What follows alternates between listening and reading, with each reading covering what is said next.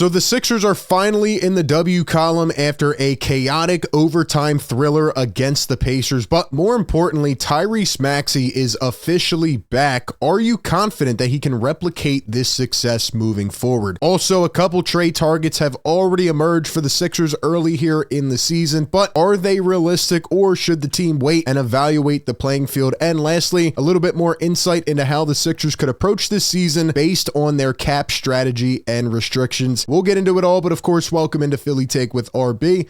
I'm RB. Do me a favor, like this video if you enjoy the content. Go down below, hit that red subscribe button, help us get to 40K subscribers. But we started off with our old pal Ben Simmons. And no, I'm not just trying to, zone in on Ben and pick on him. At this point, it's really just a sad story. But if I was to tell you that Ben Simmons did not shoot this basketball last night, he did not take the shot, what would you say? I mean, at this point, it's expected, but maybe Sixer fans really aren't as wild as people think. Maybe Sixer fans, Philly fans, are actually more educated than any other fan base, and it's almost like we can tell you exactly what is going to happen. Like, we're seeing into the future. You have Ben 1 for 3 last night. Tobias Harris still inefficient for the Pistons, who are now 0-3. Sixer fans, Philly fans know what they are talking about. Maybe it's time to buy some stock in their knowledge and actually listen up when we're speaking. But man, what an absolute insane story as it relates to Ben Simmons. He is still scared of the basket. Unbelievable, man. But all right, question of the day, ladies and gentlemen, as it relates to Tyrese Maxey, did his performance last night against the Pacers give you confidence that he can be the guy moving forward, whether Embiid and PG are on the floor or not? Obviously, we don't have a timetable yet. We think they may return this week or next week.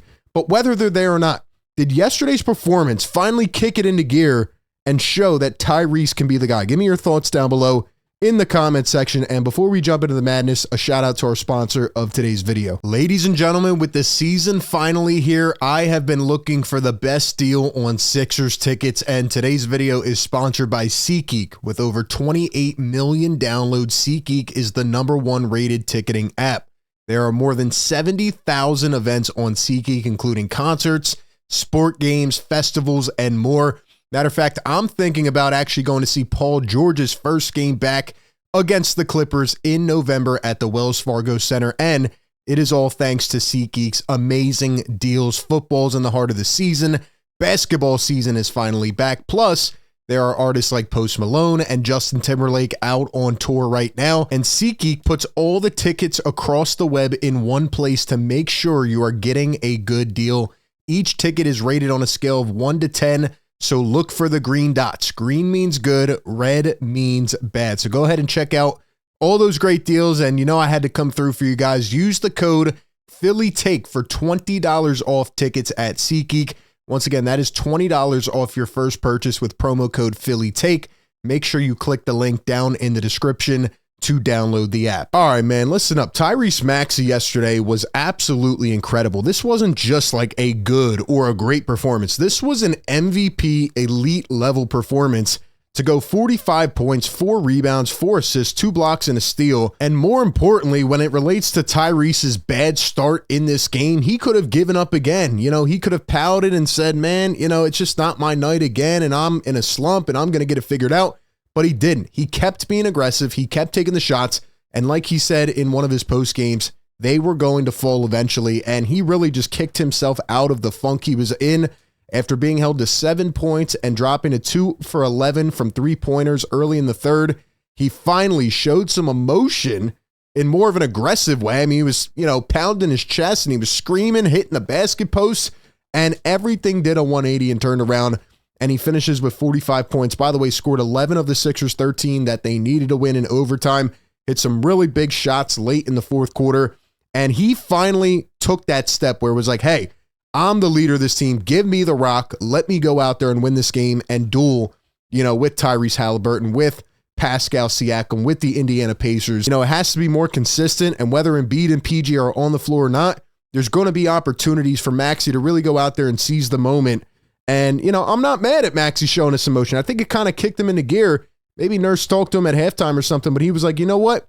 I got to step up now, man. Big win for the Sixers. I feel a lot better about 1-2 compared to 0-3. Hopefully you get at least PG back this week. I'm not going to say, hey, I told you so, but this is a really good start. Now he's got to build off of it. And speaking of building off it, the Sixers need to build on this roster. We know they're planning to this season, but this report came out a couple days ago. Chris Haynes says the Clippers granted permission for PJ Tucker's agent to speak with other teams to facilitate a trade.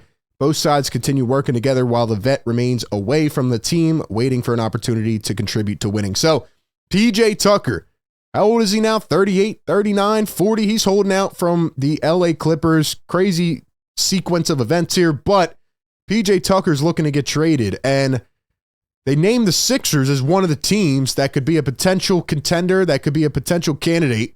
Kelly Eco says the Sixers, Heat, Bucks, and Suns have held trade convos with PJ Tucker's reps. Sources told myself and Lowell Murray. The 14-year vet remains away from the team, hopeful for a solution. Look, I'm not going to pull up the stats. We had PJ Tucker. We know what he's like. No, the gig is up. You know, PJ was a really solidified role player at one point in his career, but no James Harden, no. Couldn't shoot his way out of anything. Brought the toughness, brought some defensive versatility, but he definitely took a step back when he got to Philadelphia, and he really slowed down. And even with the Clippers, he just doesn't have much left in the tank. So while the Sixers apparently have had some convos, or at least are in the mix for PJ Tucker, please keep him far, far away from the Sixers team. We said we needed a power forward.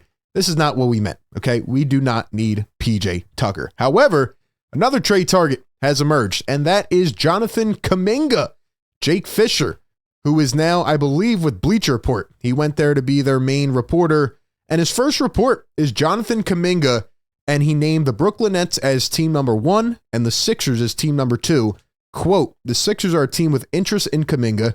Sixers have definitely indicated around the league they are willing to pay to add another piece. They are willing to spend their draft capital. Now, we're going to get into the cap in just a little bit here, but let's talk about Jonathan Kuminga. He was the 7th overall pick back in 2021.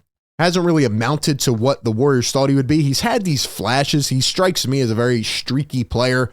There's stretches where they're like, holy cow, he's going to be the next guy up.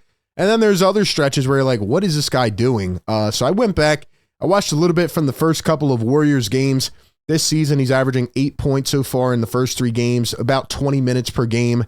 He's shooting 11% from 3, and he's averaging 3.3 rebounds. He's listed as a power forward, but he's more of a 3. He's only 6'7".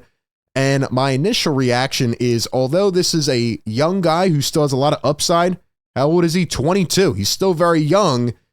I just don't want to bank on a player like this, 1, this early, but 2, when you're in championship mode. And we look at his game logs, the first couple of games. First game, 10 points, 3 for 9, goes 0 for 2 from 3. He had 4 rebounds. The next game, he has 1 rebound, 2 points, 1 for 5. And then the third game, he goes 4 for 10 with 12 points, 5 rebounds, but he goes 1 for 6 from 3. So I went and looked at a few comments from Warrior fans, and the things I'm seeing mostly occurring right now are, 1, his energy and effort level are not up to par. Somebody said he was a mix of Kelly Oubre and Tobias Harris, which was shocking. I did not expect to hear that. But mostly they just said he's very streaky. Like there's times where you think he's going to be the guy to invest in and bank on, and the Warriors have said that about him and Brandon Pajemski. But now there's also stretches like to begin the season where they're like, hey, we need some other guys to help out Steph, and Kuminga just has not risen to the occasion. So for me, he's a question mark right now. Sure, he may go to another situation, and his name has been popping up in trade talks, and he may flash. He may be amazing with another team. I hope he is for the sake of his career. But when we look at the 76ers, and we know what they have done, and we know they have set up a potential trade with the KJ Martin trade chip that we keep talking about, and we look at this team's needs, Jonathan Kuminga should not be the number 1 need. So Brian Toporek on Liberty Ballers put out an article today just talking about the Sixers cap approach, and I'm going to tell you more about what their approach could probably be based on this information here. So again, Jake Fisher revealed on Bleacher Report that the Sixers are, quote, willing to pay and add in another piece right now with some of the draft capital at their disposal. But here's how it gets a little bit intriguing. The Sixers have a lot of willingness to go deep in the tax if the right guys are available, and if the ownership group is believing in Daryl Morey's front office that the player they're willing to pay for is someone that does cement the title window around Joel Embiid, Paul George, and Tyrese Maxey. Does Jonathan Kuminga cement a title window? Doesn't feel like it. As daunting as the second apron may sound, the Sixers have good reason to take the approach. Right now, they are currently 6.2 below the second apron. Since they are already above the first apron, though, they can't take back more salary in a trade than they send out, which means any deal involving the KJ Martin contract will not push them closer to the second apron because, again, they cannot take back more salary in a trade, so they have to send out more. In other words, there is no scenario where the Sixers can cross the second apron this year, which is a great sign. You know, they run through all the harsh penalties here.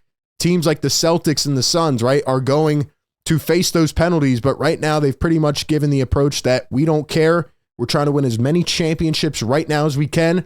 We'll deal with the consequences later. They're saying that the Sixers are willing to go over the edge, which is definitely an improvement from recent years. Before they were trying to duck the tax. Now they're above the first apron and they are below the second apron. So, you know, this team is not worried about the repeat offender thing. They're not worried about, you know, paying extra money, paying a tax. This team wants to win and they know that their window is now. So they are trying to go win and they have already matched up that KJ Martin trade chip. But I think the important thing is that they have the draft picks. That's why they did the Harden deal, not just to get those role players, but to get the draft capital as well.